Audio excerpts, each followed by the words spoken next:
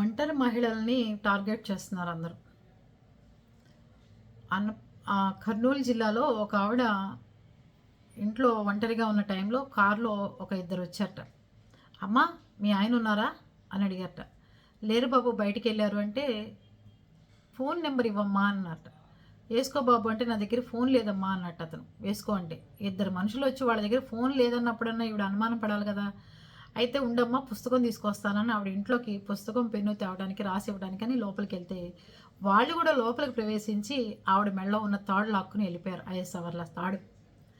అంటే ఇప్పుడు మన మేడం పేరు కూడా తెలుసుకోవచ్చు, కొరియర్ బాయ్ల రూపంలో, బయట మనం కొరియర్లు పడేసే రూపంలో. మేడం సార్ ఉన్నారా అంటే, ఇక్కడ వాడు చక్కగా వైట్ ఫుల్ హ్యాండ్ షర్టు, చక్కగా టిప్ టాప్గా వచ్చాడు, ఒక ఆఫీసర్ లాగా. మనం ఇంకేముంది, ఆఫీసర్లం కదా అని చెప్పి మనం లోపలికి రానిచ్చో టీనో అవో ఇచ్చి, లేకపోతే మేము ఎవరో బలానా డిపార్ట్మెంట్ వచ్చాం, మీరు డిపార్ట్మెంట్ మనుషులు కదమ్మా, మేము బలానా అంటే మనం ఏమంటాం ఆటోమేటిక్గా, రండి సార్, కూర్చోండి సార్ అంటాం. తెలిసిన వాళ్ళైనా సరే కింద వెయిట్ చేయమని చెప్పి, నేను కనుక్కొని మీకు మీరెవరో ఎంక్వైరీ చేసే నేను చెప్తానండి, ఫోన్ నెంబర్ కూడా నేను అడిగి ఇస్తానండి అని చెప్పండి. మొహమాటం ఏమీ లేదు. ఒక్క నిమిషం ఫీల్ అవుతారు, నిజమైన వాళ్ళైనా సరే. ఫీల్ అయితే అవనివ్వండి, రోజులు బాగున్నప్పుడు ఏం చేస్తారు. నిన్న కూడా ఒక అమ్మాయి బాత్రూంలో స్నానం చేస్తుని బయటకు వస్తుందట, డోర్ తీసుకుని వస్తుంటే తెల్లవారుజాము 4:30కి ఒక దొంగ వచ్చి అమ్మాయిని బాత్రూమ్ తోసేసి గొంతు నొక్కేసి మెళ్ళలో పుస్తుల దాడి తీసుకెళ్ళిపోయాడు.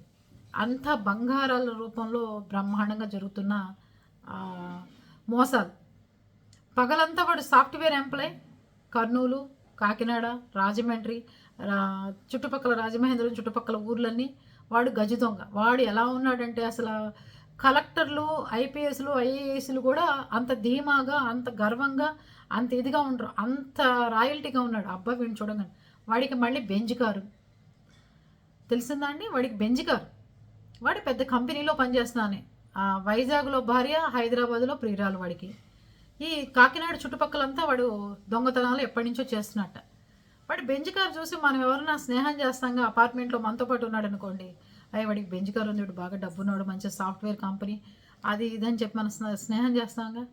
అట్లాంటి స్నేహాలు కూడా అపార్ట్మెంట్లలో పెట్టుకోమాకండి.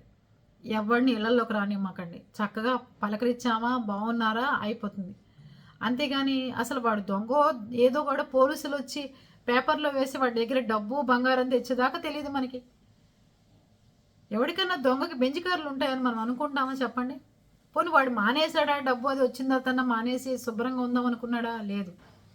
ఎవరైతే ఖాళీగా ఉంటాయో అపార్ట్మెంట్లో వాడు సింగిల్గా వెళ్ళి దాన్ని ఏమంటారంటే దొంగతనం చేస్తున్నాడండి. వాడికి ఒక టీం కానీ ఏమీ లేదు.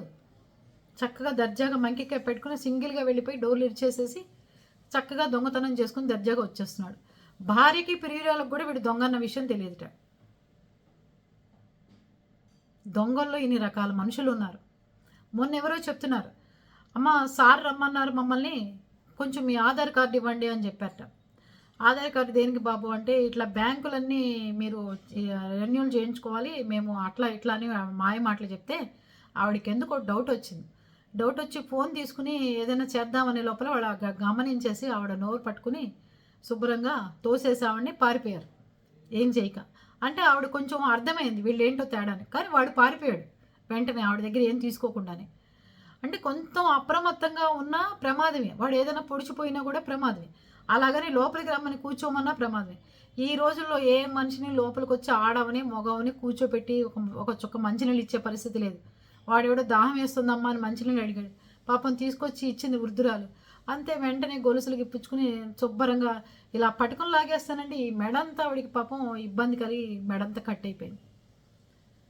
ఎంత దారుణంగా పరిస్థితులు ఉన్నాయంటే బయట, భయంకరంగా వెరైటీ దొంగలు, అట్లాంటి మనుషులు. అర్థమైందా? అందుకని మీరు చాలా జాగ్రత్తగా ఉండండి. ఎవరినన్నా ఇంటికి వచ్చేటప్పుడు మీ హస్బెండ్కి ఫోన్ చేసి ఇలా బలానా వాళ్ళు వచ్చారు అని చెప్పి అడగండి. వాళ్ళకి తెలియకుండా మీరు ఫోటోలు చూసి తీసుకునే విధంగా ఉండండి. కెమెరాలు పెట్టుకోండి ఎక్కడెక్కడ ఇంటి ముందు. ఆ కెమెరాల్లో కొంచెం అన్నా మనకి దొరుకుతాయి, ఏదన్నా వాళ్ళు వచ్చినా మనకి మీద ప్రమాదం జరిగినా ఏదైనా చేసినా. అందుకని దొంగల్లో చాలా రకాలు ఉన్నారు. ఇప్పుడు ఇంకా ఎలక్షన్ టైం అంటే మేము ఓటర్ ఐడి కోసమనో లేకపోతే ఇంకేదో సర్వేలను అవ్వను ఇవ్వను వస్తారు. అప్పుడు కూడా మీరు గ్రిల్స్ లోపలే ఉండి బయటికి వెళ్లకుండా తాళం వేసుకుని ఖచ్చితంగా చెప్పండి. తలుపు తీయమ్మా, మేము సర్వే రాసుకోవాలి కదా, ఎవరున్నారో చూస్తాం, కరెంట్ ఉందా, ఫ్యాన్ ఉందా చూడాలన్నా కూడా సరే, మీరు సాయంత్రం టయానికి రండి, మా వారు ఉంటారు, అప్పుడు చూసుకోండి అని చెప్పండి. గవర్నమెంట్ ఆఫీసర్నైనా సరే లోపలికి రానివ్వాల్సిన అవసరం లేదు మీకు. బయట నుంచోపెట్టండి, నుంచోపెట్టి చెప్పండి, మా వారు బలానా టైంలో ఉంటారు, అప్పుడు రండి, నేను అప్పటిదాకా నేను ఏది ఇవ్వనని చెప్పండి. ఇబ్బంది ఏమీ లేదు మీకు. అంతేగాని ఈవిడ అడ్రస్ తీసుకురావడం కోసం పాపం పుస్తకం పెన్ను తీసుకొచ్చి కారులో వచ్చారు కదా అని చెప్పి, ఇప్పుడు దొంగలందరూ కార్లలోనే వస్తున్నారు, దొంగలందరికీ బెంజ్ కార్లే ఉంటున్నాయి. ఆలోచించండి, అర్థమైందా? ఒంటరి మహిళలు అసలు చాలా జాగ్రత్తగా ఉండాలి. హస్బెండ్లు ఆఫీసులకు వెళ్ళిపోయిన తర్వాత అప్పుడు, లేదంటే ఇట్లా ప్రమాదాలు జరిగి అనవసరంగా పొడిపించుకోవడం, వాడి చేత లాగించుకోవడం, ఇవన్నీ ఆ గొలుసు కోసం మనం ప్రయత్నం చేస్తాం, లాక్కెళ్తుంటే ఏదో ప్రయత్నం చేయాలని అనవసరంగా ఇబ్బందులు పడతారు. ఓకే.